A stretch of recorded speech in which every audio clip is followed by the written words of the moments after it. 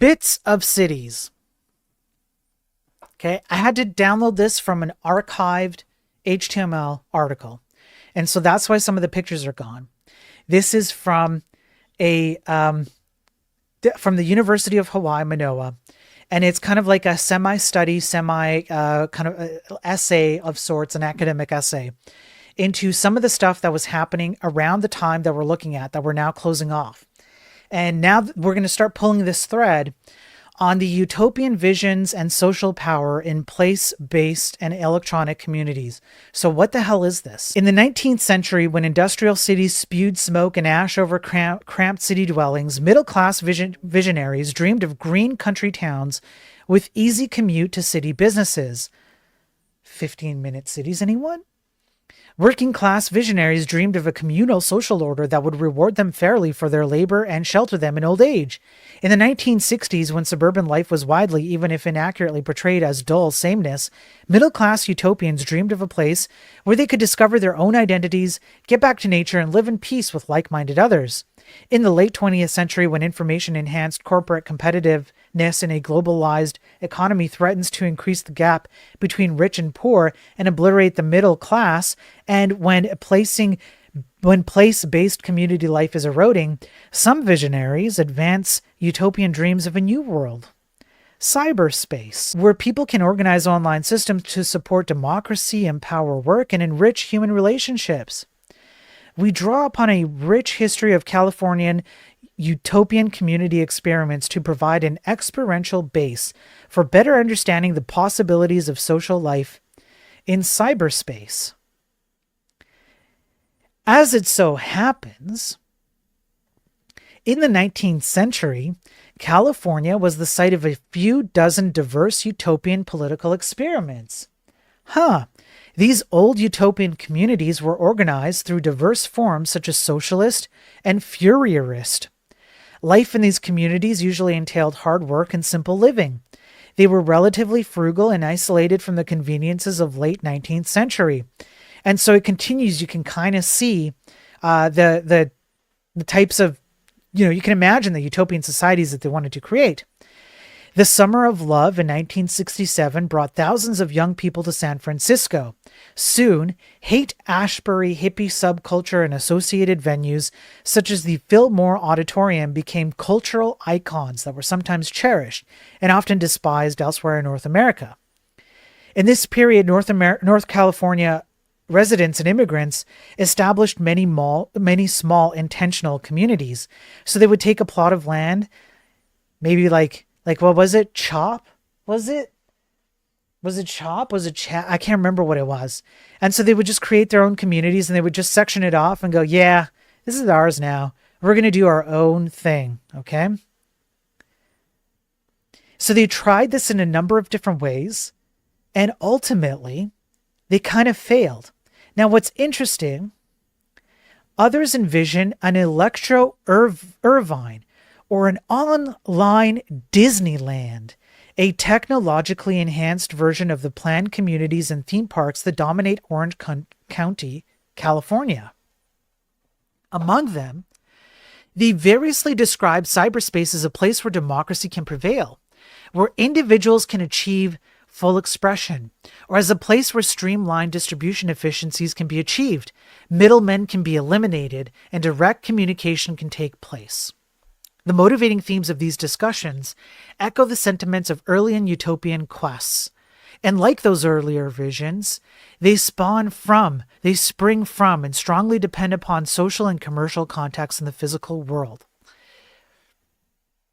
So some colonies were created as early as the 1930s. It goes through to the late 1900s. So we have things like 1960s, 1970s, and so on. There was the Federation of Egalitarian Communities. Didn't really work out. In 1966, they had another one. Harris Gottlieb had one of like alternative lifestyles. Didn't really work out. They go over them. But there were some here that were based on the technical aspect, the technocratic aspect, where they wanted to kind of section themselves off from people judging them for wanting to have a technocratic system. And so they attempted to do what was done here, but in a smaller place in California. And when that started to happen, let's see if I can find it down here. When that started to happen, you have something called cyber utopianism. It's a cyber utopia. Okay? They depicted cyber life using a technological utopianism. Technological utopianism places the use of some specific technology, computers, nuclear energy, or low energy, low impact technologies, as the central enabling element of a utopian vision. Sometimes people will causally refer to exotic technologies like pocket computers that understand spoken language as utopian gadgets. Technological utopianism does not refer to a set of technologies. It refers to analyses in which the use of the technologies play a key role in shaping a utopian social vision in which their use easily makes life enchanting and liberating for everyone.